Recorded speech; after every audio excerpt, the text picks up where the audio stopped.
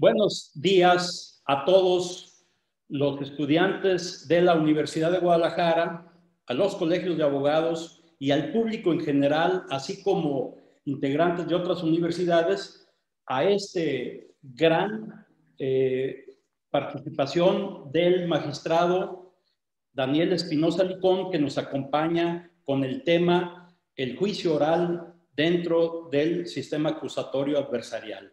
Este punto es muy importante porque nosotros iniciamos el curso con la participación del director de la División de Estudios Jurídicos, Jesús Becerra, y cerramos este curso. Nos hace el honor el doctor Daniel Espinosa de cerrar el curso de procesal penal.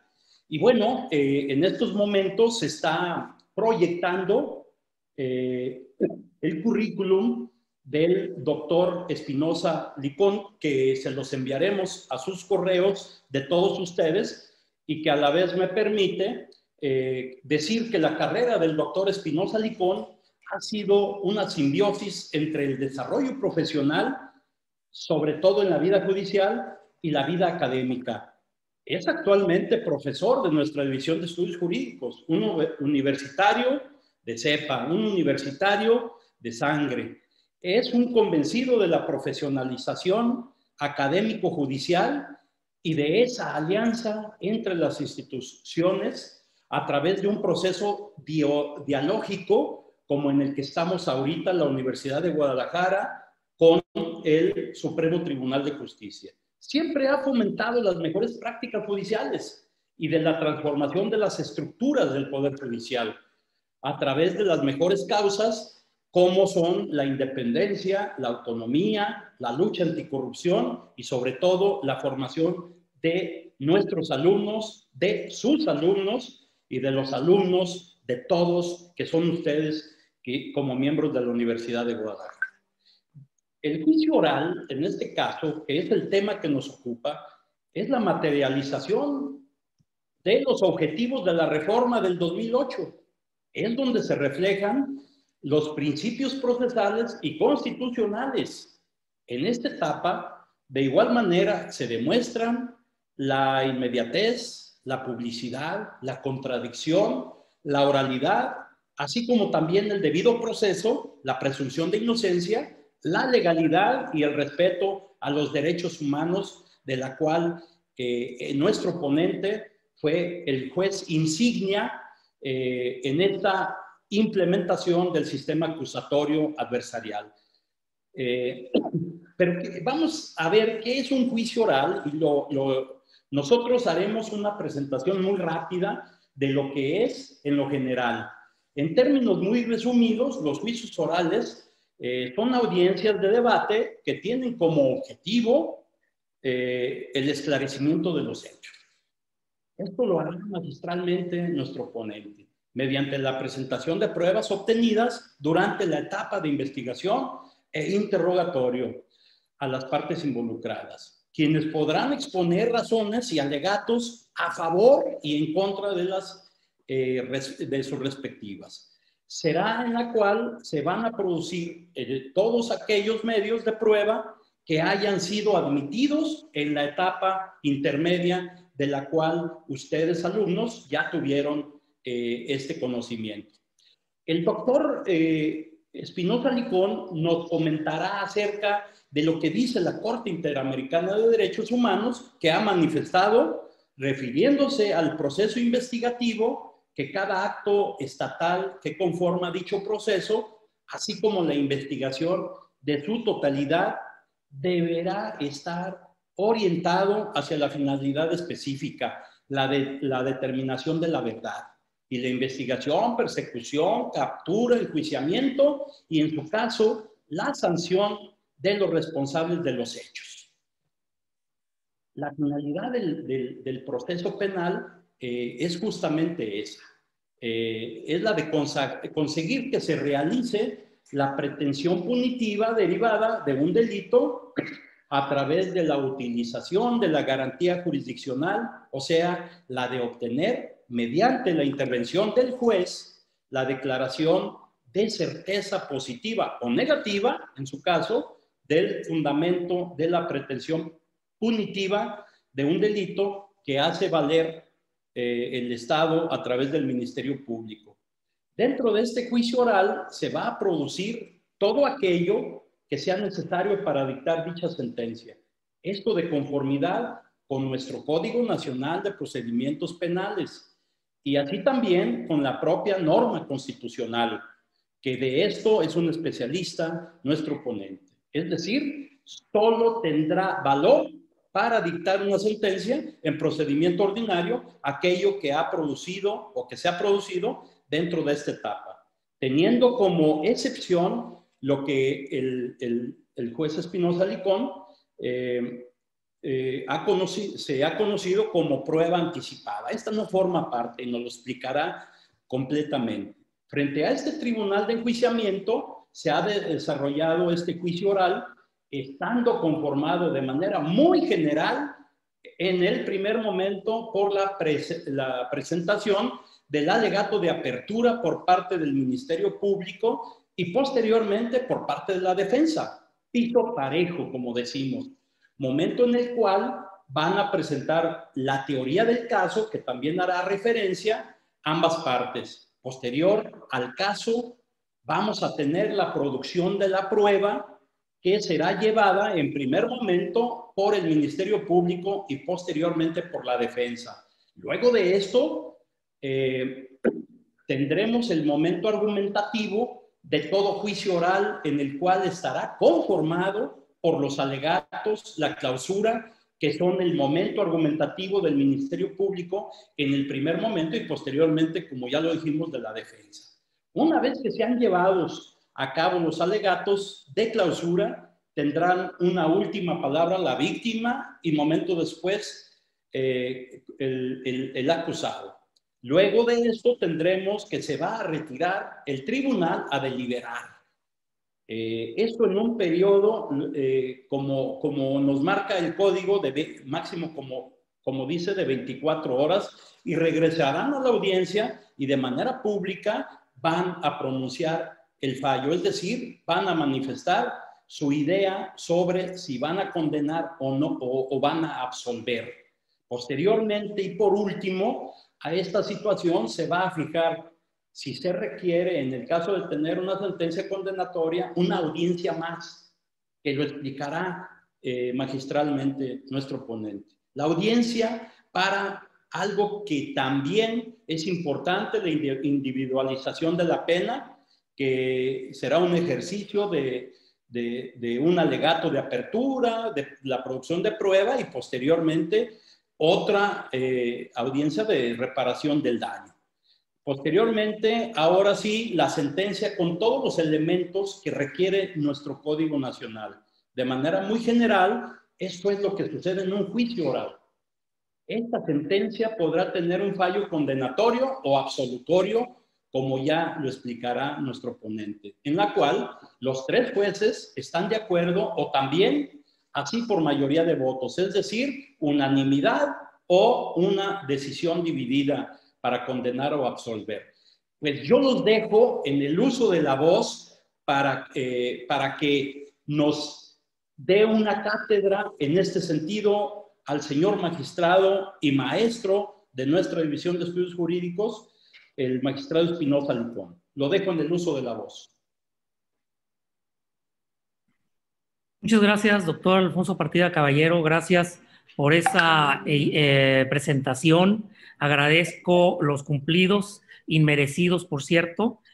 Ciertamente me toca el 1 de octubre del 2014 comenzar con el tema de oralidad en Ciudad Guzmán, gracias a su visión y misión, dado que siendo consejero de la Judicatura del Estado de Jalisco, tuvo a bien designarme como juez primero de control, de Tribunal de Enjuiciamiento y de Ejecución de Penas en Ciudad Guzmán. Muchas gracias, amigo, por la presentación.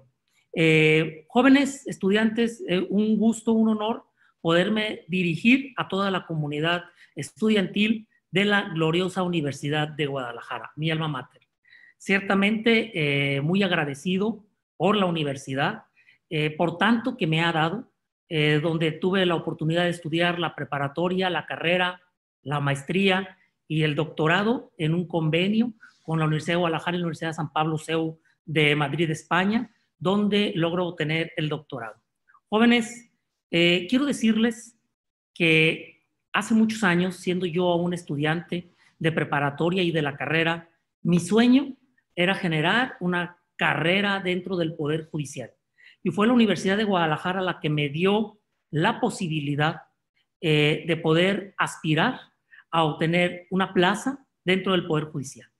Que las bases que a su servidor le sirvieron para poder formar parte del Poder Judicial fue la gloriosa Universidad de Guadalajara, mi alma mater. Los insto, los exhorto a todos a decirles que sí se puede, que la Universidad de Guadalajara nos dota de herramientas, nos da destrezas, habilidades, aprendizaje, conocimiento y un título, que va a ser la base para poder crecer dentro de cualquier rama del derecho. Pero si ustedes tienen el anhelo, el sueño de formar parte del Poder Judicial, la Universidad de Guadalajara nos da las herramientas. En un tiempo yo fui parte de esta comunidad estudiantil, hoy formo parte del claustro de profesores de la universidad dentro del Centro Universitario de Tonalá y dentro del CUCH, donde tengo la fortuna también de ser profesor. Decirles que sí se puede, que no nos preocupemos por las cuotas, los cuates y los compadres, que si bien es un tema del que se habla, también he de decirles que la capacidad, la capacitación y la calidad de todos los profesionistas nos da la posibilidad de poder llegar, nos hace elegibles para poder ocupar desde auxiliar judicial, notificador secretario, juez, magistrado y, ¿por qué no?, hasta presidente del Poder Judicial. Por eso, jóvenes, los invito a no claudicar en el tema del estudio, de la capacitación y de la profesionalización. Muchas gracias, maestro y amigo Alfonso Partida Caballero, por la invitación. Sin más preámbulos, entramos al tema, maestro. Me invitan a hablar de juicios orales. Bueno, pues es un tema complejo, jóvenes. Decirles que si bien el 1 de octubre del 2014 comenzamos con el modelo en el Distrito 6 en Ciudad Guzmán, y después de 6 años al día de hoy, decirles que sigue existiendo problemas, y los principales problemas que podemos encontrar, si yo hago una retrospectiva del modelo, ha sido la capacitación y la profesionalización. El modelo no ha apuntalado, no se ha consolidado al día de hoy porque faltan profesionistas, porque faltan operadores profesionales. El modelo de justicia no lo hace un extraordinario Código Nacional de Procedimientos Penales o una reforma extraordinaria del 2008 a la Constitución. Lo hacen los operadores. Y de ahí es entonces donde les digo que los mejores operadores son los que hacen un extraordinario sistema de justicia. Y se consolida o se va a consolidar precisamente cuando todos nuestros operadores entiendan y sean capaces de ser extraordinarios operadores de estas reglas del proceso y del procedimiento que el Código Nacional nos da. Así, si bien es verdad que la etapa de juicio oral viene a culminar precisamente con esa audiencia de debate para esclarecer los hechos, tuvimos que haber pasado por la etapa de investigación en sus dos fases, inicial y complementaria, etapa de investigación escrita y oral, de las cuales magistralmente nos explicó y nos sintetizó el maestro Partida Caballero. En la etapa de juicio oral tenemos muchas complicaciones, pero que esas complicaciones debieron de haberse resuelto, debieron de haber quedado precisadas en etapas previas. Si un buen operador del sistema debió haber entendido lo complicado del asunto, la buena defensa o lo complicado de la defensa para poder haber terminado el proceso a través de un mecanismo alternativo de solución de controversias como el acuerdo reparatorio o la suspensión condicional del proceso, o en lo que los norteamericanos llaman plea bargain, que es el procedimiento abreviado, que es la penalidad consensada entre las partes, entre el Ministerio Público, por otro lado la víctima asesorada por su asesor jurídico, por otro lado el defensor y el acusado. Y si una vez que no hubo esas posibilidades ya de mecanismo alternativo o de una forma de terminación acelerada o anticipada, entonces sí adentrarnos a la etapa del juicio oral. Establecidas las bases en un auto de apertura, en términos del artículo 347 del Código Nacional. Y en ese sentido, lo que va a llegar al Tribunal de Enjuiciamiento es precisamente un auto de apertura. Ese auto de apertura significa la síntesis de lo acontecido en todo el tema de debate de una audiencia previa, y es precisamente lo que se va a dirimir en la audiencia de debate de juicio oral. El artículo 391 del Código Nacional nos dice que una vez constituido el Tribunal de Enjuiciamiento en lugar y hora señalada, quien presida la audiencia, y aquí quiero hacer un acotamiento. El 1 de octubre del 2014, cuando iniciamos el modelo acusatorio, se generaron unas reglas claras por acuerdos generales del Consejo de la Judicatura del Estado de Jalisco, donde se conformaba entonces la existencia de jueces de control y tribunal de enjuiciamiento. En un primer momento se planteó que todas las audiencias previas al tribunal de enjuiciamiento, es todas las audiencias que existieran en etapa de investigación inicial o complementaria y en etapa intermedia, las desahogaría un solo juez que se denominaría juez de control. Pero en la etapa de juicio oral serían 3 jueces, denominado tribunal de enjuiciamiento, que de acuerdo al artículo 3 del Código Nacional, en su parte de glosario, en la fracción 11, nos dice que el tribunal de enjuiciamiento conformado por 1 o por 3 jueces. El Estado de Jalisco entonces sienta las bases que deben de ser 3 jueces los que desahoguen el tribunal de enjuiciamiento.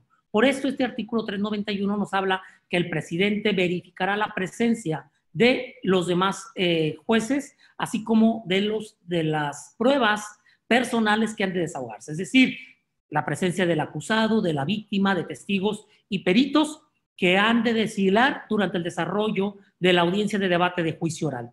Pero en este primer momento hubo un debate sobre si era posible o no que el tribunal de enjuiciamiento se conformara por un solo juez y que pudiéramos avanzar sobre todo en asuntos que no fueran complicados. La verdad es que no pudimos avanzar en ese tema. Desde el 2014 pasó el 2015, 16, 17. No fue hasta el 17 entonces donde se ve la necesidad de que existan tribunales unitarios, para lo cual el Consejo de la Judicatura generó un manual de operación de las salas de oralidad, donde por primera vez se plasma la idea que los tribunales de enjuiciamiento colegiados, es decir, de 3, el juez presidente, el juez tercero interviniente y el juez relator, fueran solamente en asuntos complejos o en asuntos de prisión preventiva oficiosa o justificada, y que en los donde no existiera la prisión preventiva oficiosa o justificada fueran entonces por un solo juez. Pero no fue hasta el 17 donde se desahogó el primer juicio oral de un tribunal unitario. Posteriormente, esto fue en el primer distrito en un asunto culposo. Posteriormente, en el juzgado de Ocotlán, uno de los jueces también decide celebrar este tipo de juicios con tribunal de enjuiciamiento unitario, que en materia de apelación, un tribunal de alzada, una de las salas del Supremo Tribunal de Justicia, decide que este tipo de tribunales atentan contra el debido proceso y por tanto ordenan reponer el procedimiento para determinar que no es factible desahogar por tribunales de enjuiciamiento unitarios, por lo que resuelven que tienen que ser forzosamente colegiados. No obstante ello, el Consejo de la Judicatura del Estado de Jalisco vuelve a retomar el tema una vez que viene la pandemia a nivel mundial, y que esto nos hace retomar decisiones tomadas en antaño. Y entonces es el momento de volver a reflexionar sobre el tema de si es necesario que los tribunales de enjuiciamiento sean de 3 jueces o por uno solo. Y aquí se retoma entonces que la primera sala de la Suprema Corte de Justicia de la Nación resolvió el tema de que los tribunales de enjuiciamiento unitarios no vulneraban ningún derecho fundamental ni el debido proceso. Resuelto así por la primera sala de la Suprema Corte de Justicia de la Nación, de manera tal que entonces nos sientan las bases para determinar que no se viola ningún derecho fundamental, lo que motivó que el Consejo de la Judicatura del Estado de Jalisco emitiera un acuerdo general donde se determinara que los tribunales de enjuiciamiento iban a ser en su totalidad unitarios. Un tema que avaló y que apuntaló esta decisión fue precisamente la pandemia. La unión de 3 jueces que estuvieran cercas, que genera la posibilidad de contagio, que no da posibilidad de resguardar la sana distancia, de manera tal que se emite entonces la decisión de aprobar el dictamen unitario. Estoy buscando el dictamen precisamente que se aprobó por parte del Consejo de la Judicatura del Estado de Jalisco, y que lo que sirvió de sustento precisamente para avalar que no se vulnera ningún derecho fundamental fue la tesis con número de registro digital 2021-152. Repito, 2021-15-2, por la primera sala de la Suprema Corte de Justicia de la Nación, publicada en noviembre del 2019, con el rubro audiencia de juicio oral y sentencia definitiva. Puede llevarse a cabo por un juez de manera unilateral sin que ello vulnere el derecho a la seguridad jurídica y el principio de inmediación.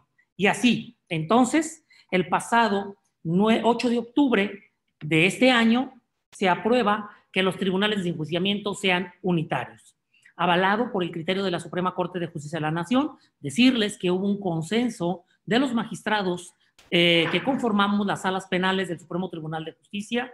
Avalamos todos que entonces no será causal de reposición de procedimiento que los tribunales de enjuiciamiento sean unitarios. Nada más, son temas importantes que abren un parteaguas y que es necesario decirles, pues, que en los próximos juicios orales que ustedes vean, ya no va a haber 3 jueces, todos los demás serán jueces unitarios. Creo que el último tribunal de enjuiciamiento colegiado que vimos fue el llevado por el caso Malek, y por todos los posteriores serán unitarios. Entonces, nada más matizar el artículo 391. Entonces, el único juez, el juez unitario que presidirá, va a verificar la presencia de los testigos, las pruebas personales y de las partes.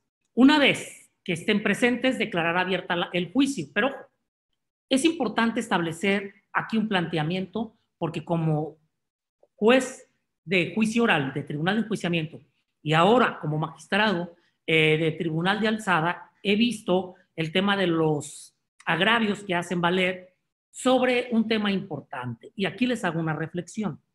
¿Qué sucede, por ejemplo, si el tribunal de enjuiciamiento verifica que no están presentes todos los testigos? En el auto de apertura se dice, se admitió 10 testigos, 10 testimoniales, 2 periciales, perfecto.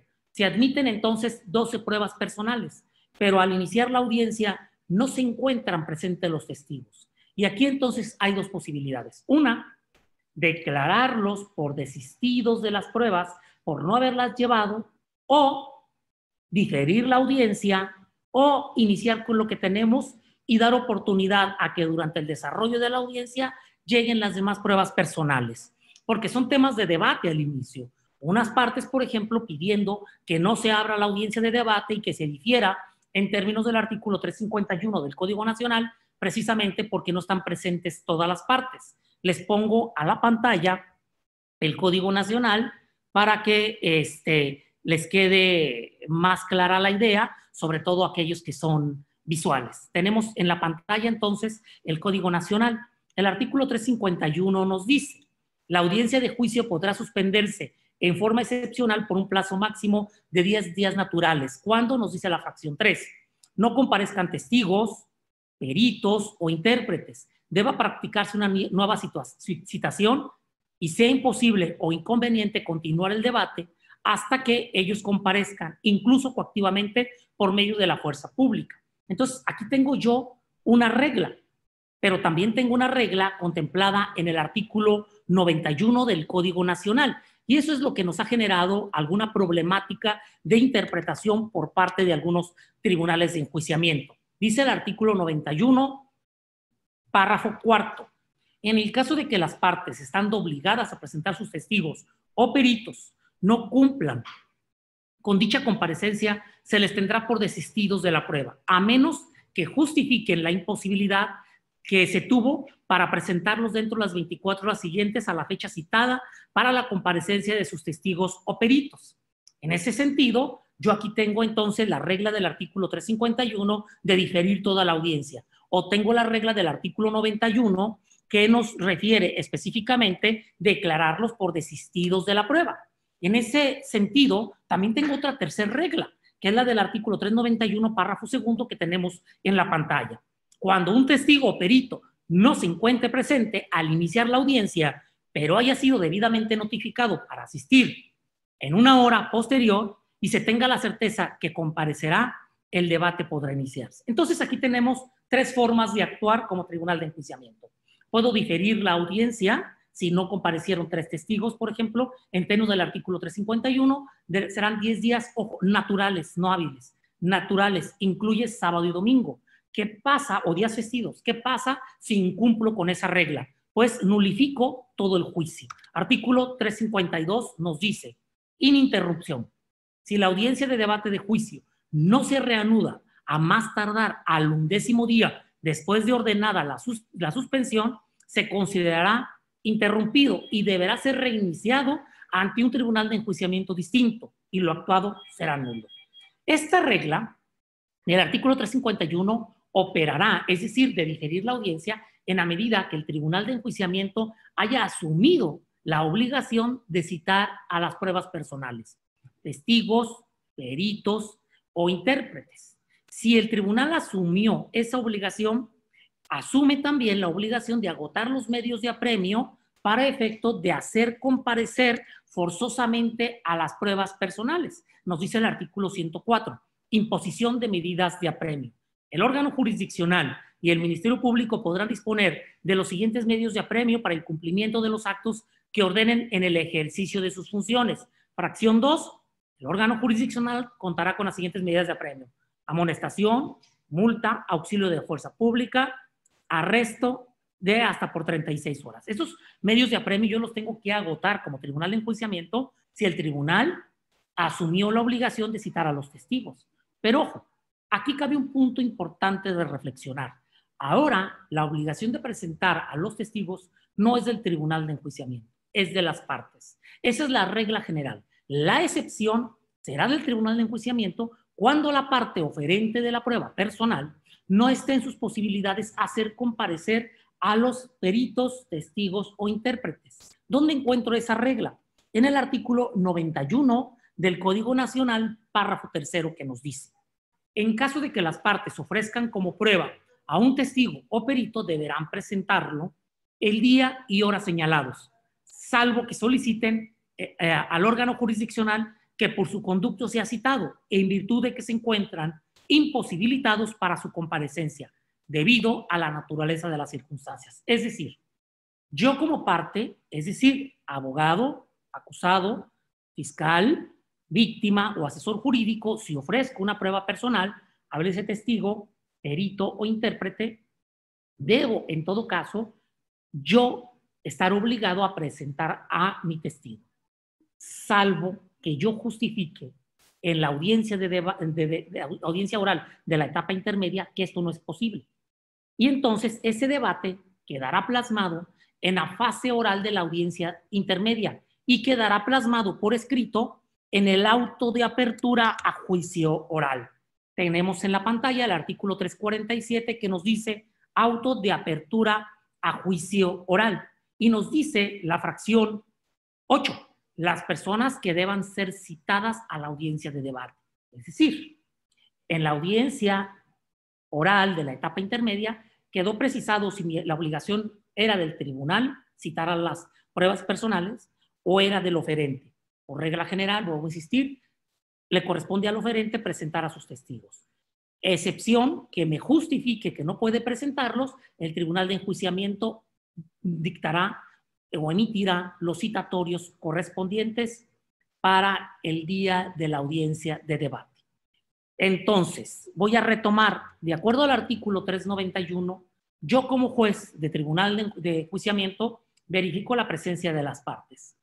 ¿Cómo voy a actuar de las 3 opciones que le di? Fácil. ¿Voy a diferir la audiencia? Sí. Sí, la obligación de presentar a los testigos fue del tribunal de enjuiciamiento y no estuvieron presentes. Y las partes insisten en que se desahogue la audiencia en un solo momento para cumplir con 2 principios, que es el principio de la concentración y el principio de la continuidad.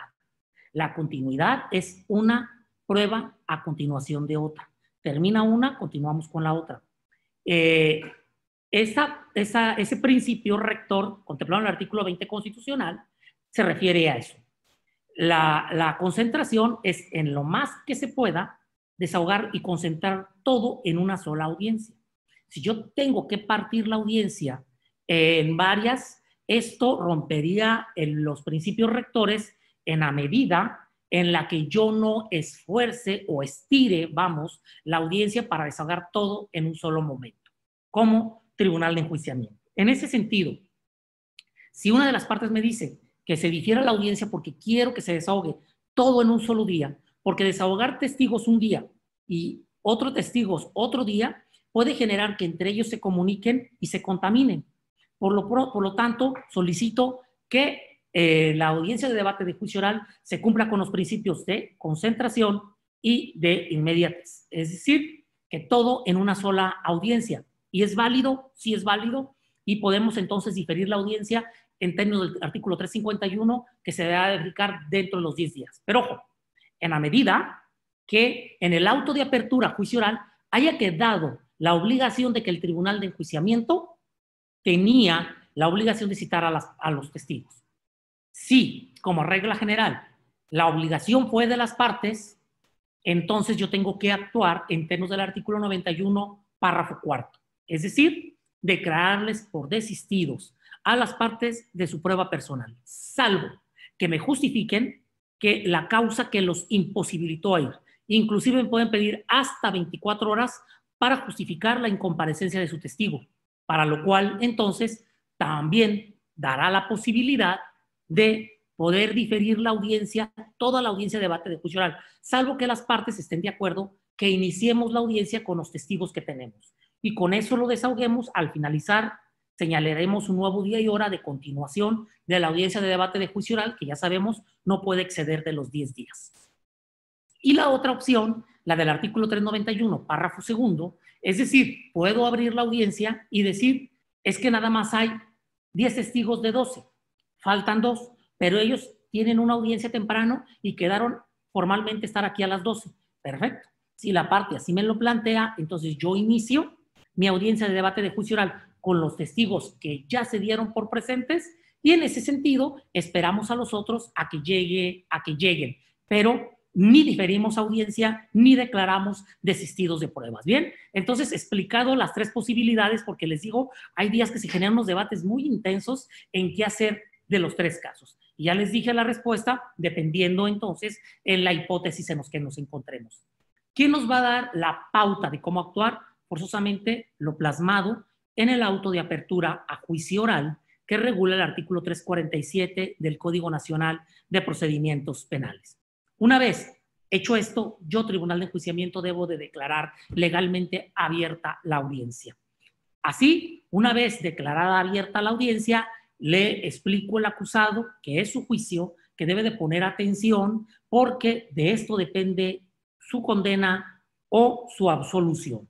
La importancia del procedimiento yo lo tengo que explicar en un lenguaje muy sencillo y práctico que entienda la importancia del juicio.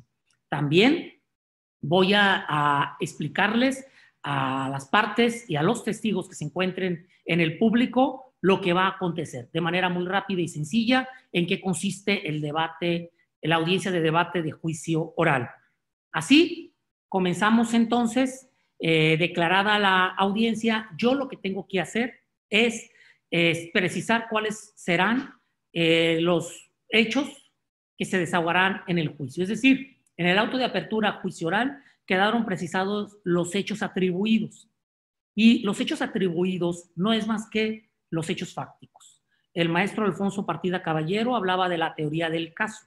La teoría del caso precisamente se conforma por los aspectos fácticos, por los aspectos jurídicos y por los aspectos legales. Es decir, tres aspectos que debemos de analizar. ¿Cuáles son los hechos fácticos? Es decir, los hechos que yo atribuyo. Voy a poner un caso hipotético. El 1 de enero del año 2019, usted, acusado fulano de tal, entró a una tienda Oxxo, se dirigió a la cajera, la señora Patti, le apuntó con un arma de fuego y le exigió la entrega de dinero. La cajera Patti, por el miedo de ser lesionada por el arma, abrió la caja y le entregó el dinero, que fue la cantidad de 2,000 pesos. Usted, después de tener el dinero en su poder, salió rápidamente de la tienda Oxxo, que se encuentra localizada en la calle Juárez, número 1, cruce con 16 de septiembre de Tonalá, Jalisco. Y usted corrió, pero al salir, unos policías de la comisaría de Tonalá vieron cuando usted salió corriendo con un arma de fuego en la mano y vio salir a la cajera y le gritaron que usted acababa de robar. Por lo que metros adelante lograron su detención, encontrándole el arma de fuego en la mano, que fue asegurada, y en la bolsa derecha del pantalón la cantidad de 2,000 pesos.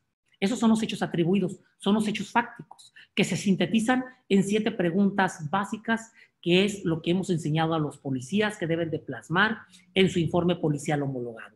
El qué, cómo, cuándo, dónde, por qué, quién y con qué. Son las 7 preguntas básicas que debe de partir el policía para asentar en su narrativa de hechos, pero también en los temas de la denuncia y pedirle esa información a la víctima. Entonces, en el juicio oral, evidentemente, me van a tener que plasmar los hechos fácticos basados en esas 7 preguntas.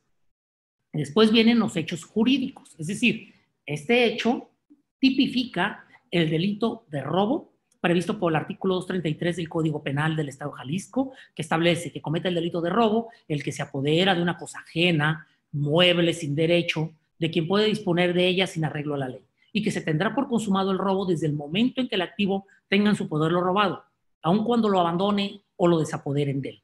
Ese es el hecho jurídico que se le atribuye, robo, pero además hay una calificativa. Usted se valió de un arma de fuego para generar violencia moral en la víctima y facilitar la perpetración del hecho ilícito.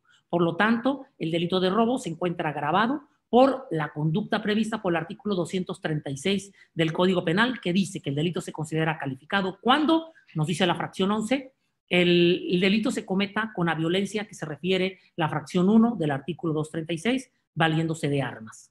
De manera tal que, en ese sentido, los hechos legales, es decir, la conducta típica descrita por la norma penal. Tenemos los hechos fácticos, ya les dije que es lo que aconteció, los hechos que atribuye, los hechos jurídicos, que es la conducta típica descrita por la norma, con agravantes, atenuantes o con calificativas.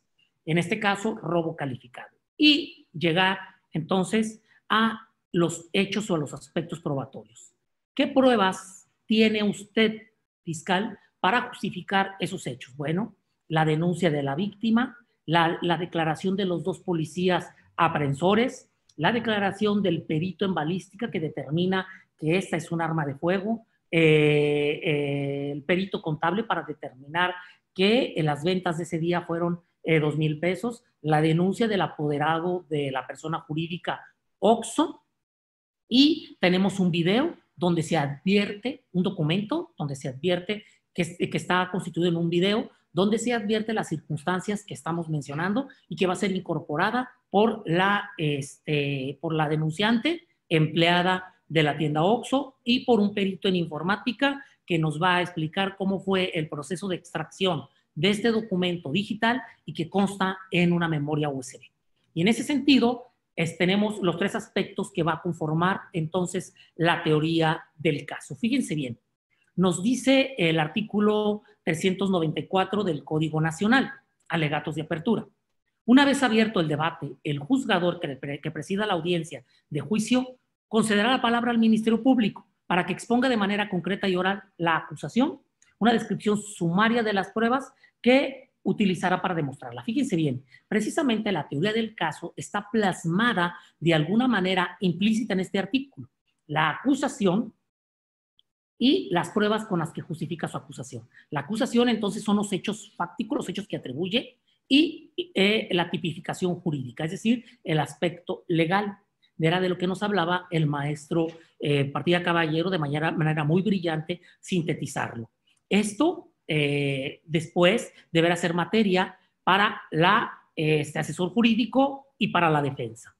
Previo a esto, y adentrarme un poquito al tema de la teoría del caso, decirles que previo al tema de la teoría del caso, el juzgador debe de preguntarle a las partes si tienen alguna incidencia por plantear. los incidentes regulados en el artículo 392 del Código Nacional. Ojo, el Código Nacional no nos explica qué actos procesales o qué pedimentos tienen que ser a través de un incidente, de manera tal que debemos de recurrir a jurisprudencia de principios, es decir, a jurisprudencia vinculante del derecho común, donde nos habla que en términos generales los incidentes es cuando se trata de una cuestión accesoria a la principal, es accesoria, tiene que resolverse por separado, tiene que escucharse a las partes y tiene que resolverse en una resolución o en una sentencia. De manera tal que se va a abrir el incidente cuando se cumplan estos 4 requisitos y no podamos resolver de plano. Porque si puede resolverse de plano, no se abre incidente, se escucha al promovente, bajo el principio de contradicción, se escucha al contrario, se da el control horizontal y el tribunal resuelve.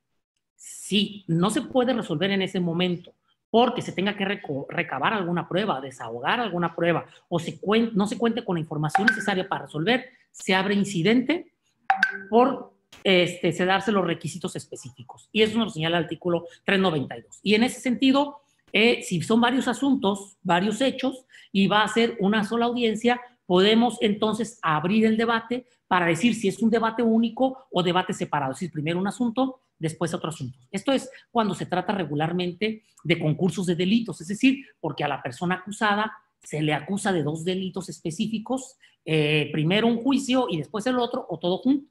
Esto es por cuestión metodológica, como las partes lo decidan. Bueno, una vez pasado el tema del incidente, retomo la cuestión de los alegatos de apertura. En el tema de los alegatos de apertura, una vez que el tribunal de enjuiciamiento declara abierta el debate, concede el uso de la palabra al fiscal para que emita entonces su alegato apertural, donde forzosamente deberá emitir su teoría del caso en los términos ya precisos. Déjenme, les pongo la proyección de una tesis de un tribunal colegiado y otra de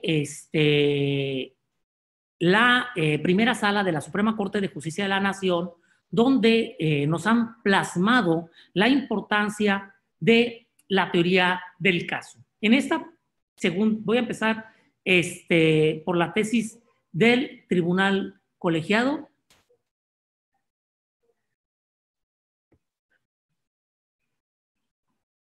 Permítanme, es el registro 160-185. Esa es la tesis de la primera sala y esa es la del colegiado. Voy con la del colegiado y déjenme, le pongo un tamaño de letra más grande para que sea visible. Registro 2006-728, junio del 2014. Teoría del caso en los juicios orales de corte acusatoria.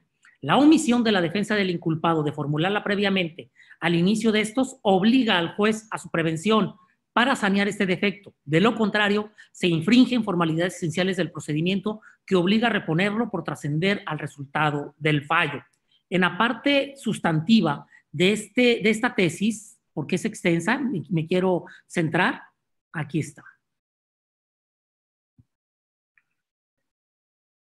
Lo anterior, parte sustantiva. Aquí.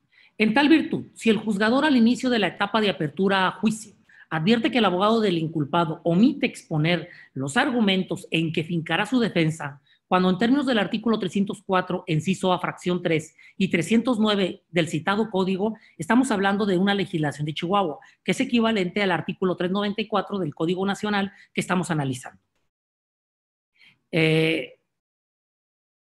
Ello trasciende al fallo, por lo que debe ordenar la reposición del procedimiento para el efecto de que sea saneada dicha infracción, previniéndolo para que presenten una exposición abreviada a sus pretensiones mediante la expresión de los argumentos que considere necesarios, señale los medios de prueba que producirá en juicio para demostrarla e incluya lo relativo a la individualización de sanciones.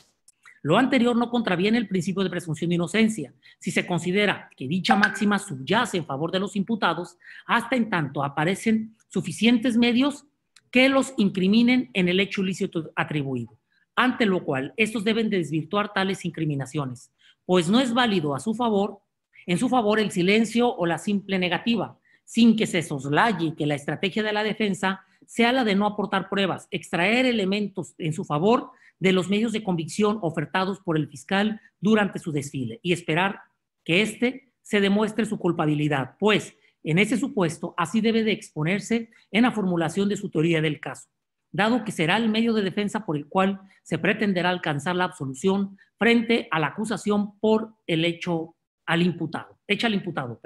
Por último, se advierte que el principio de contradicción rige para los juicios orales de corte acusatorio, el cual solo se entiende observando cuando la defensa como el fiscal fincan sus respectivas teorías del caso, las cuales, una vez conocidas por sus oponentes, podrán ser contradichas en un plano de igualdad procesal. Esta tesis retomó esta tesis que a su vez la primera sala de la Suprema Corte de Justicia de la Nación emitió bajo el número de registro digital 160-185. ¿Qué nos dice Sistema Penal Acusatorio, teoría del caso? El nuevo sistema procesal penal, a través del principio de contradicción, garantiza la igualdad procesal de las partes, en términos del artículo 20, apartado A, fracción quinta de la Constitución Política de los Estados Unidos Mexicanos, reformado mediante decreto publicado en el Diario Oficial de la Federación el 18 de junio del 2008, en la medida en la que se les permite escuchar de viva voz las argumentaciones de la contraria, para apoyarlas o rebatirlas y observar desde el inicio la manera como formulan sus planteamientos en presencia del juzgador. Así, tanto el Ministerio Público como el imputado y su defensor deben exponer al juzgador su versión de los hechos con base en los datos que cada uno de ellos aporte, a fin de lograr convencerlo de su versión, lo cual ha sido denominado en la literatura comparada como teoría del caso, que puede definirse como la idea central o conjunto de hechos sobre los que versará la participación de cada parte, a efecto de explicarlos y determinar su relevancia, dotándolos de consistencia argumentativa para establecer la hipótesis procesal que pretende demostrarse y que sustentará la decisión del juzgador, la cual deberá vincularse con los datos aportados para desvirtuar aquellos en que se apoyen sus afirmaciones de su contraparte.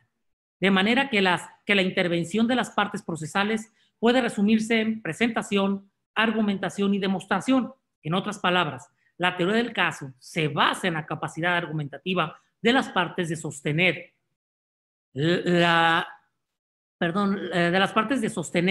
que está acreditado un hecho que la ley señale como delito y la probabilidad de que el imputado lo haya cometido o participado en su comisión, o bien que existe alguna excluyente de responsabilidad o la destrucción de la proposición que se realizará contra el imputado y que desvirtúa la evidencia en que se apoye.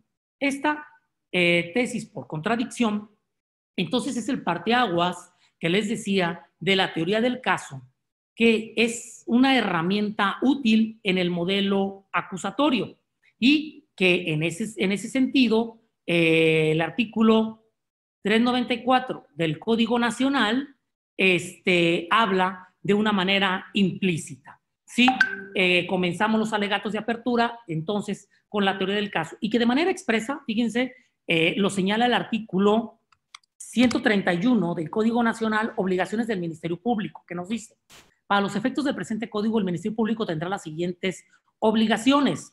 Y así me voy a la fracción 20 que nos dice, comunicar al órgano jurisdiccional, al imputado los hechos, así como los datos de pruebas que lo sustenten, y la fundamentación jurídica, atendiendo el objetivo y finalidad de cada etapa del procedimiento. Si se fijan, expresamente está aquí contemplada la teoría del caso, hechos fácticos, hechos jurídicos y hechos probatorios. Así, entonces, iniciamos con los alegatos de apertura. Ojo, hay un tema importantísimo citar por aquí, que de acuerdo al artículo 398 del Código Nacional, el fiscal, en este momento específico, podrá hacer una reclasificación jurídica de los hechos. Nos dice el 398. Tanto en el alegato de apertura como en el de clausura, el Ministerio Público podrá plantear una reclasificación respecto del delito invocado en su escrito de acusación. En ese supuesto, el juzgador que preside la audiencia dará al imputado o su defensor la oportunidad de expresarse al respecto y les informará sobre el derecho a pedir la suspensión del debate para ofrecer nuevas pruebas o preparar su intervención. Cuando este derecho sea ejercido, el Tribunal de Enjuiciamiento suspenderá el debate por un plazo que en ningún caso podrá exceder del establecido para la suspensión del debate previsto en este código. ¿Cuáles son? Los 10 días que señala el artículo 351. Bien, una vez precisados los alegatos de apertura, y con la posibilidad de que se puede hacer una reclasificación jurídica, ojo, no se pueden cambiar los hechos. Lo que se puede hacer es una reclasificación jurídica. Si me cambian los hechos, se ha resuelto por parte de la Suprema Corte de Justicia de la Nación que eso es motivo para absolver, porque no le dieron la oportunidad de preparar pruebas sobre los hechos, y esos no pueden cambiar. Puede cambiar la reclasificación jurídica, es decir, el tipo penal que señalen. Y esto sí es factible porque a partir de que se haga una reclasificación, se puede suspender hasta 10 días para preparar la defensa de este nuevo delito. De hecho, yo como juez de tribunal de enjuiciamiento me tocó en 2 ocasiones ver la reclasificación en los alegatos de apertura. En el primer juicio del estado de Jalisco, donde fue un asunto de parricidio de una persona inimputable, donde el fiscal decide reclasificar de parricidio a homicidio simple intencional, lo cual las partes aceptaron y continuamos la audiencia. Pero me tocó otro juicio en el primer distrito, donde de robo calificado con uso de armas y robo de vehículo se reclasificó solamente a robo de vehículo, momento en que las partes decidieron celebrar un acuerdo reparatorio. El Tribunal de Enjuiciamiento inaplicamos entonces un artículo del Código Nacional donde nos dice que los mecanismos alternativos de solución de controversias son hasta antes del auto de apertura, porque antes no admitía un acuerdo reparatorio, pero ya en esta fase de juicio oral se hizo la reclasificación, por lo cual aceptamos la reclasificación y aceptamos terminar el asunto con un acuerdo reparatorio en ese momento, porque esto le garantizaba a la víctima el pago de la reparación del daño sin necesidad del juicio. Bien, una vez hecho esto, nos vamos a ir a la recepción de las pruebas y entonces el orden de las pruebas ordinariamente ya está especificado en el auto de apertura, aunque muchos jueces le dicen al fiscal, tiene un orden específico de sus pruebas, abogado defensor tiene un orden específico de sus pruebas, y optamos entonces por el orden que ellos decidan en términos del artículo 395. Y aquí, entonces, la oralidad debe de ser la herramienta y el instrumento necesario. Ojo, la oralidad no es un principio, es una instrumentación. Principios rectores son 5: la inmediación, la contradicción, la publicidad, la concentración y la continuidad. La oralidad no es un principio rector, es una instrumentación. No obstante ello, esta instrumentación debe de prevalecer. Hay algunos tribunales de alzada que han ordenado reponer el procedimiento porque ven que el fiscal llega a leer los alegatos de apertura, porque abogados defensores leen los alegatos de apertura. A mi juicio, si bien es un vicio formal, no da lugar a la reposición del procedimiento por una regla específica que señala el artículo 482 del Código Nacional, que nos dice causas de reposición. Último párrafo nos dice: en ningún caso habrá reposición del procedimiento cuando el agravio se fundamente en la inobservancia de derechos procesales que no vulneren derechos fundamentales o que no trascienda la sentencia. Que el fiscal o el abogado se aprendan de memoria un alegato de apertura o se pongan a leerlo, a mi juicio, no trasciende la sentencia ni vulnera un derecho fundamental. No obstante ello, he de decirles que sí se han ordenado varias reposiciones de procedimiento por este tema. Se sugiere, se exhorta a las partes que no lean y que vayan preparados a una audiencia de debate de juicio oral, que se respete la investidura del Tribunal de Enjuiciamiento y se respete el cumplimiento irrestricto de una regla de trato constitucional. Luego, en ese sentido, he de decirles que en el tema del desahogo de pruebas tenemos las reglas específicas del tema del interrogatorio y contrainterrogatorio, que es la forma por excelencia que se van a desahogar las pruebas. Establecidas las reglas, entonces, en el artículo 372, 373 y 374 del Código Nacional de Procedimientos Penales. Ojo, en ese sentido voy a tratar de ser un poquito más específico por los tiempos y por respeto a ustedes. Evidentemente, la plática de juicio oral nos da para toda una maestría. No nos da para una charla de 1 o 2 horas, hora y media. Por el respeto a los organizadores y al tema de la charla, voy a tratar de ser muy sintético. Reglas básicas en el juicio que debo de llevar y en el interrogatorio. Pues bueno, hay una regla básica: siempre llevar una teoría del caso. Una buena teoría del caso será aquella que tenga una hipótesis sencilla de los hechos, una clara adecuación típica de esos hechos, es decir, fundamentada, además sustentada en datos de prueba para que sea creíble y que persuada, que se articule de manera lógica, cronológica, a efectos de que esa secuencia ordenada permite comprender lo sucedido. Hay que utilizar un lenguaje sencillo y cotidiano. No hay que utilizar las palabras que nadie nos entienda. Hay que utilizar unas palabras cotidianas. Hay que ser lógicos. Es decir, mi argumento tiene que guardar armonía para tenerlo como un hecho cierto. Tiene que ser creíble. Eso es, debe explicarse por sí misma. No necesita una explicación de manera que no brinque las reglas del acontecimiento humano real, acorde al sentido común, y que no necesita una explicación que por sí sola se explique. También tiene que estar jurídicamente suficiente, es decir, que encuadre exactamente la conducta en el hecho típico, que otros denominarán tipicidad. Tiene que ser flexible para adaptarse a los imponderables que puedan suceder durante el desarrollo de la audiencia. Ahora, de manera muy rápida, las herramientas de proyección que yo sugiero.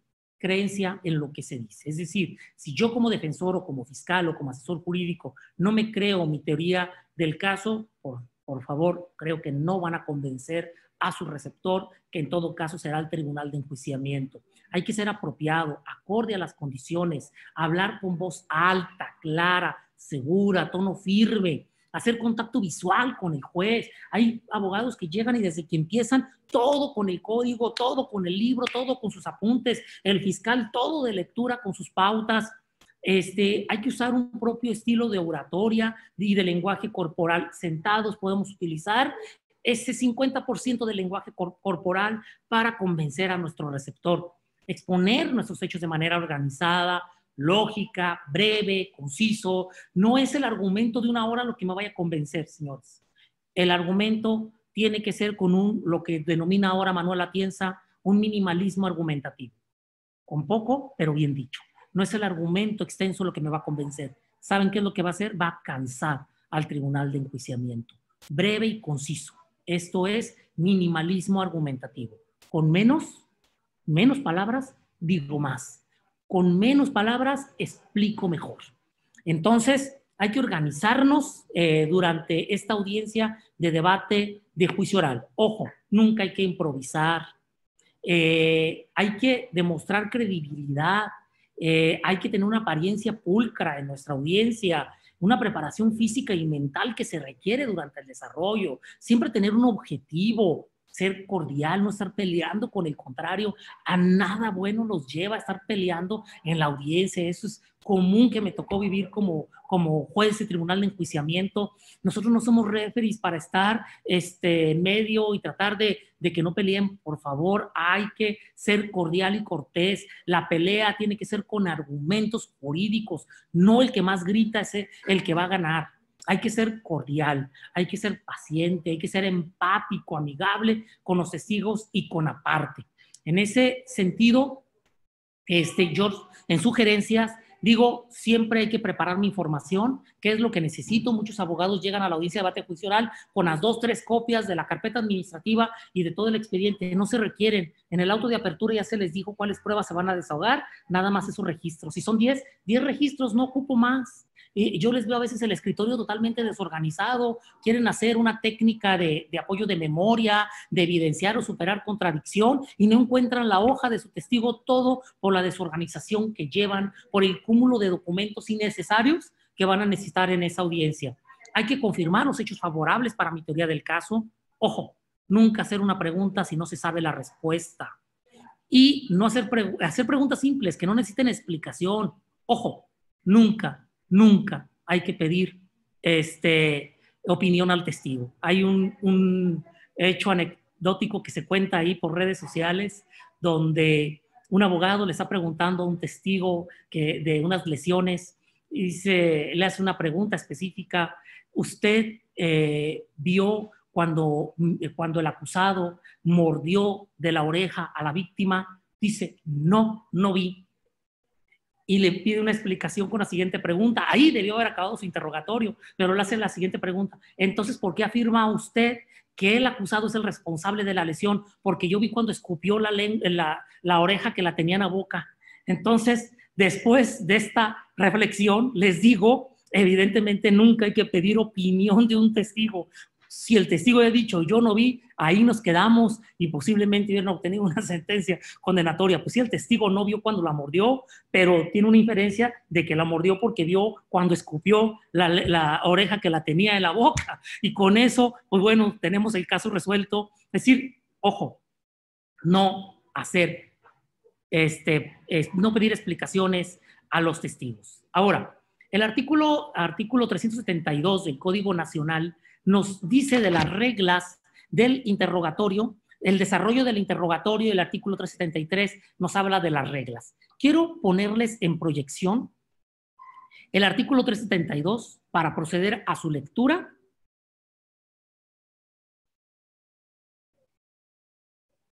Y ver qué es lo que nos dice el artículo 373. Nos dice, toda pregunta deberá formularse de manera oral y versará sobre un hecho específico. Primera regla. Entonces, la primera pregunta, no compuestas. Preguntas simples y unitarias. No se admiten preguntas compuestas. En ningún caso se permitirán preguntas ambiguas o poco claras, conclusivas, impertinentes o irrelevantes o argumentativas que tiendan a ofender al testigo o que pretendan coaccionarlo. Las preguntas sugestivas solo se permitirán a la contraparte de quien ofreció el testigo en contrainterrogatorio. Ojo, tenemos 9 reglas establecidas en el artículo 373 del Código Nacional. Ahora les muestro un trabajo que yo he hecho en diagramas que he explicado entonces las reglas del interrogatorio.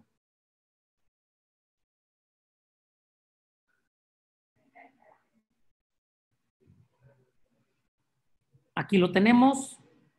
Es un pequeño diagramita donde yo establecí entonces las 9 causales que no podemos hacer en el interrogatorio. No se admiten preguntas compuestas, ambiguas, conclusivas, impertinentes, irrelevantes, argumentativas, ofensivas, coaccionantes o sugestivas. Las puse en un orden normativo, como están en el código, alfabético, porque hay quienes se las pueden aprender A, C, C, C, I, O, S.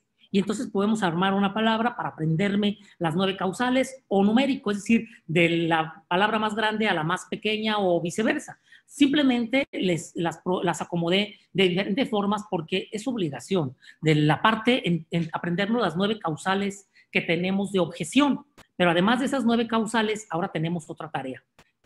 Saber entonces cuáles son los conceptos de cada una de ellas. Y aquí entonces les explico de manera rápida y con un ejemplo muy sencillo cada una de las 9 causales de objeción. Compuestas, versan sobre 2 hechos. Ejemplo, ¿vio al agresor y vio cómo iba vestido? Objeción, su señoría, compuesta. ¿Entendimos? ¿Vio al agresor? Y ya que contestó, ¿vio cómo iba vestido? Sí, las tenemos que separar. Segunda, ambiguas. Las formuladas en términos poco claros, faltos de precisión y claridad. ¿Qué hizo usted el 3 de marzo del 2006? Totalmente ambigua.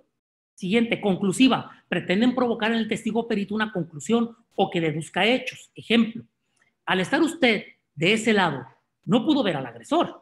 Estamos dando una conclusión. Impertinentes, por no referirse a los hechos controvertidos. Irrelevantes, porque carecen de relevancia o importancia. Argumentativas, son aquellas que la parte pretende argumentar para probar o demostrar una posición. Si Juan tenía el cuchillo en la mano, él mató a María. Entonces es una pregunta argumentativa. Las que ofenden son aquellas que pretenden humillar o herir la dignidad del testigo. Las que coaccionan, las que tienen un tono abusivo y que coartan de manera significativa la libertad del testigo perito para emitir sus respuestas. Y las sugestivas, que contienen la respuesta incluida en la misma pregunta. Ejemplo, el arma estaba cargada. De acuerdo al artículo 373, párrafo segundo, se admiten en contrainterrogatorio. Ahora, a partir de eso, entonces, yo les doy una sugerencia de cómo objetar en una audiencia de debate de juicio oral. Ejemplo, primer caso. Pregunta. Objeción, pregunta compuesta. ya que formula dos interrogantes. Segunda, objeción, pregunta ambigua, no es claro el planteamiento. Tercer caso, objeción, pregunta conclusiva, da una conclusión y tergiversa el testimonio del testigo. Cuarto, objeción, pregunta impertinente, no se refiere a los hechos controvertidos. Quinta, objeción, pregunta irrelevante, ya que no sirve para esclarecer los hechos. Sexta, objeción, pregunta argumentativa, ya que se argumenta, se anticipa sus alegatos. Séptima, objeción, pregunta ofensiva, atenta contra la dignidad del interrogado. Octava, objeción, se coacciona al testigo, tiene un tono abusivo y o corta la libertad del testigo. Novena, objeción, pregunta sugestiva, sugiere la respuesta y eso solamente se permite en contrainterrogatorio. Aquí les pongo un ejemplo entonces de cómo objetar. Ojo, pero también el artículo 374 nos dice las reglas para la objeción y yo deduzco 3 requisitos para que la objeción resulta procedente. Es que sea oportuna, que sea específica y que sea correcta. Y aquí se los planteo. ¿Cuándo es oportuna? En cuando termine de formular la pregunta, no antes de terminar de formularse. Aunque usted advierta la causal de objeción antes de formular totalmente la pregunta, debe esperar a que termine la pregunta, inmediatamente formularla. Porque si se espera y el testigo contestó, va a ser extemporánea. Específica, es decir, me debe decir cuál de las 9 causales plantea la objeción y debe ser correcta. Es decir, debe de hacer el planteamiento correcto. Si usted se equivoca de la objeción, por ejemplo, me dice compuesta, pero no es compuesta, es irrelevante, yo como juzgador no le puedo ayudar, no puedo suplirle y entonces le declararé improcedente la objeción porque no fue correcta. Entonces es oportuna, específica y correcta. De ahí que entonces debemos de determinar cuáles sí son las preguntas que se permiten. Doctrinariamente, porque el código no me pone reglas específicas, decirme cuáles preguntas puedo hacer, entonces la doctrina procesal nos ha dicho que las clases de preguntas más comunes, puede haber más, son 8. Vamos de abajo para arriba. Introductorias, descriptivas, narrativas, abiertas, cerradas, de seguimiento, de transición e hipotéticas. Y ahora les doy el concepto de cada una de las preguntas y ejemplo. Pregunta introductoria. Son aquellas que relacionan al testigo con los hechos fácticos, o con los personajes, o con los lugares y las circunstancias. Debe evidenciar la razón por la cual fue citado. Ejemplo, ¿conoce usted a mi representado, el acusado? ¿Sabe usted por qué fue citado? Son preguntas introductorias. Pregunta descriptiva.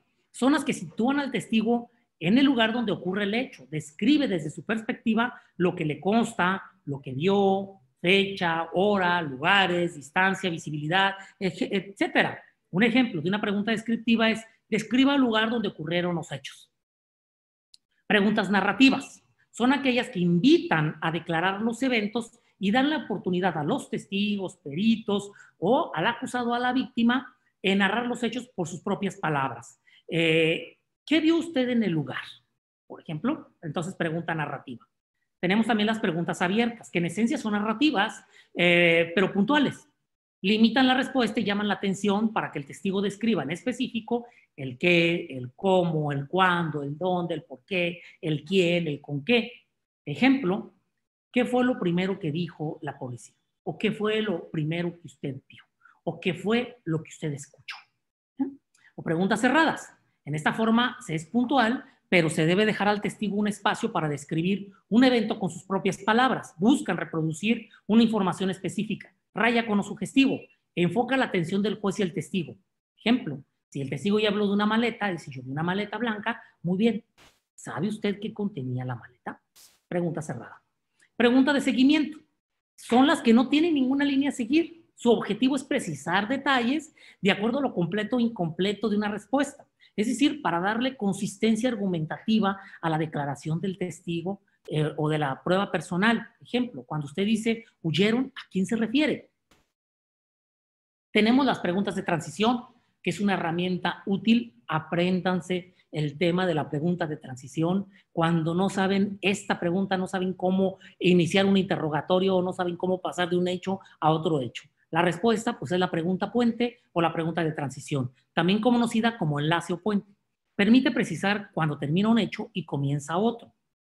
También se realizan preguntas para reconducir al testigo o para que éste precise el punto que está declarando, buscando precisar detalles. Son más importantes los detalles que las conclusiones que saque el testigo, no hay que olvidar eso.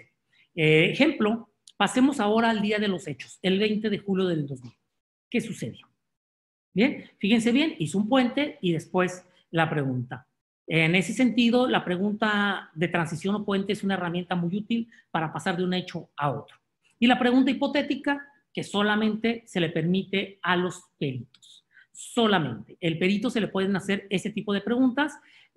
Nos dice, los peritos son testigos que se cuentan con información relevante acerca del caso y que está sujeta a debate y que deben venir a dar cuenta de ella en forma oral y sujeta a la contradicción. Los peritos no han presenciado directamente los hechos, sino que emiten acerca de él juicios que requieren conocimientos especiales o pericia en la ciencia, arte o técnica, y que hacen que la información del indicio sea evidente, es decir, visible. Las opiniones de los peritos, lejos de ser irrelevantes, suelen constituir precisamente el objeto de declaración, por ejemplo, en responsabilidades médicas, por ejemplo, en homicidios, la causa de la muerte. En ese tipo de hechos, pues es muy importante, por ejemplo, un delito culposo, la causa del impacto, la causa del incidente vial. Un ejemplo de una pregunta hipotética es, ¿cuál es su opinión acerca de la situación médica representada en esta radiografía, la cual deberá ser debidamente incorporada? Y, por último, tenemos las preguntas sugestivas, que sí se permiten, pero en contrainterrogatorio, que serán materia de objeción si las pretendo hacer en un interrogatorio directo, es decir, si yo fui el oferente. Las preguntas sugestivas en el contraexamen, lejos de ser objetables, son la mejor herramienta que tiene la contraparte para debilitar la teoría del caso contrario y fortalecer la propia. La pregunta sugestiva permite dirigir las respuestas del testigo a lo específico en porción del relato que nos interesa. Ejemplo, señor, dijo usted que vio salir a la persona que disparó en contra del señor G, ¿cierto? Que se encontraba a 4 metros de distancia, ¿cierto? Bien, ¿se permiten ese tipo de preguntas? Sí, pero solamente en contrainterrogatorio. Miren, la verdad es que yo he dado pláticas exclusivamente de interrogatorio y contrainterrogatorio y es un tema extensísimo. Hoy lo quise decir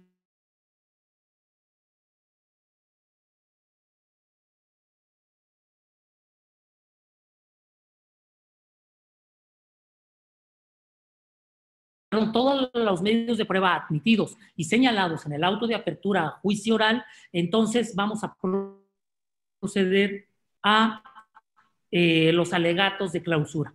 Una vez desahogados, entonces todos los medios de prueba. Comenzamos con los del fiscal, después los del asesor jurídico, después los del abogado. La respuesta es sí, porque lo tenemos como un derecho humano, así expresamente regulado, en la Declaración de Derechos Civiles y Políticos, donde de clausura vamos a conceder el uso de para igual al Ministerio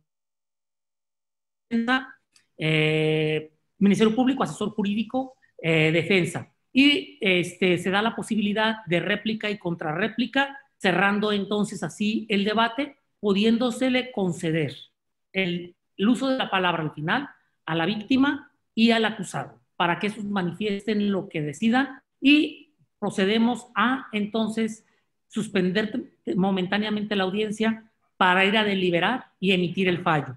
Para la deliberación tiene que ser de manera inmediata, de forma privada, continua e aislada. Y debemos de emitir entonces la deliberación, perdón, el fallo de manera inmediata, para lo cual no deben de pasar más de 24 horas. En ese sentido, después del fallo, que no es más que una síntesis, nos dice el artículo 401 cuáles son los requisitos del fallo, la decisión de absolución o condena, si la decisión se tomó por unanimidad o por mayoría de miembros del tribunal, si ya determinamos que el tribunal es unitario, pues entonces el juez resuelve, el juez unitario, si es absolución o condena, y la relación sucinta de los fundamentos y motivos que lo sustenten. Si la sentencia fue absolutoria, la persona sale libre en ese momento y tendrá 5 días para dictar la sentencia escrita. Si la sentencia fue condenatoria, vamos a señalar dentro de 5 días la audiencia de individualización de la pena y de reparación del daño, que es el mismo orden el presidente o el juez de enjuiciamiento declara la apertura una vez presentes los testigos y las partes, alegatos de apertura, desahogo de pruebas y alegatos de clausura y fallo. Y después de esta audiencia, tenemos 5 días para emitir la sentencia escrita, que debe reunir los requisitos de forma y fondo que señala el artículo 403 y 406 del Código Nacional de Procedimientos Penales. Y a partir de la audiencia de lectura y explicación de sentencia, comienza a contar el plazo de la apelación, que son 10 días para apelar de la sentencia 461 y 468 del Código Nacional de Procedimientos Penales. Miren, yo hice un mapeo muy rápido de la etapa de juicio oral, como magistralmente lo hizo el maestro Alfonso Partida Caballero.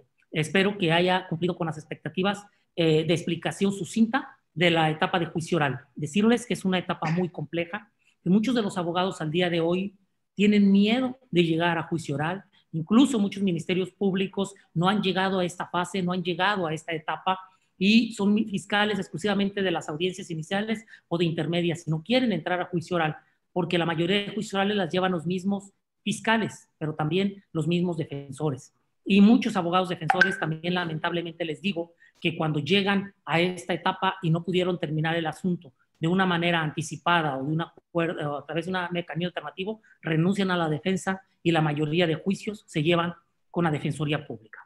Jóvenes abogados y abogadas, jóvenes estudiantes, los insto a estudiar, a prepararnos. Todavía el modelo oral es un terreno fértil. Necesitamos consolidar el modelo. Y el modelo no se consolida con una ley extraordinaria, se consolida con extraordinarios operadores. De nada me sirve tener una buena ley si tengo malos operadores. La fórmula mágica es buenos operadores, aunque tenga una pésima ley. El buen operador, dentro de las reglas de interpretación y argumentación, puede hacer maravillas para generar la justicia que tanto anhela nuestro estado de Jalisco y el Estado mexicano. Muchas gracias a todas y todos. Maestro Alfonso Partida Caballero. Pues magistral tu ponencia el día de hoy. Ahora sí, los compañeros estudiantes tienen bastante que ponernos a estudiar juntos y solo me queda agradecerte y agradecerle a algunos compañeros universitarios y abogados que estuvieron presentes. Te mandan saludos, como el caso del rector del CUSI de la Ciénega, Eloy Torres, el doctor Rogelio Barba, coordinador de la carrera de Criminología, Marco Antonio González Mora, coordinador de la carrera de Derecho de Puerto Vallarta, Raúl González Borboa, coordinador de la carrera en Ameca, y nos dice por aquí, y justamente que tú fuiste el primer juez en el juicio oral en Jalisco, lo que es correcto, en Ciudad Guzmán. Y también aquí, si no los jueces me van a echar un montón, que nos acompañaron, el juez de Guzmán, Leopoldo Partida, Héctor Ortega de Lagos de Moreno, el juez Rubio, Damián Campos, te mando saludos, el juez de Ameca, Enrique Velázquez, secretarios, son como 10, y el caso de jefes de causa, ¿no? Te mando muchos saludos. Y bueno, pues, ¿qué podemos hacer? Decirles, saludos. Decirles a todos los compañeros que estamos trabajando el libro justamente de juicio oral con el que va a editar la Universidad de Guadalajara de manera conjunta con el juez, el magistrado Espinosa Licón y el Departamento de Derecho Público. Ese será un libro de consulta, pero también un libro de texto, ¿no? Que se nos ha estado atorando un poquito por la cuestión de la pandemia, pero magistrado, tenemos que echarle ganas, ¿no? A este tema.